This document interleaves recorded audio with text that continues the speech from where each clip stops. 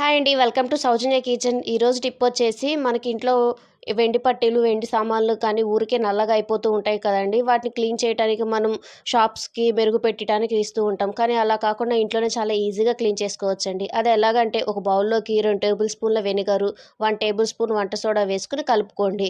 ఇలా ఒకసారి కలుపుకున్నాక అందులోకి పట్టీలను వేసి ఒకసారి కలిపేసి ఒక 5 నిమిషాలు నాననివ్వండి. మీ దగ్గర వెనిగర్ లేకపోతే ఒక నిమ్మ చెక్కనైనా పిండుకోవచ్చు. చూసారా ఒక 5 నిమిషాలకి మురికంతా ఎలా వచ్చేసిందో.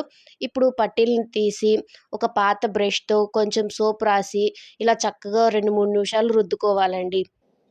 ఇలా చక్కగా రుద్దుకున్నాక ఒకసారి కడిగేసుకోండి. ఇప్పుడు మళ్ళీ ఇంకొకసారి సోప్‌తో ఇంకొకసారి రుద్దుకోండి. ఇలా ఒక 2, 3 సార్లు రుద్దుకుంటే మన పట్టీలు చక్కగా తళతళ మెరిసిపోతాయండి. ఇంతేనండి, చాలా సింపుల్‌గా క్లీన్ చేసేసుకోవచ్చు. మరి ఈ టిప్ మీకెలా అనిపించిందో కామెంట్ చేయండి. వీడియో నచ్చితే లైక్ చేయండి, షేర్ చేయండి, సబ్స్క్రైబ్ చేయడం మాత్రం మర్చిపోకండి.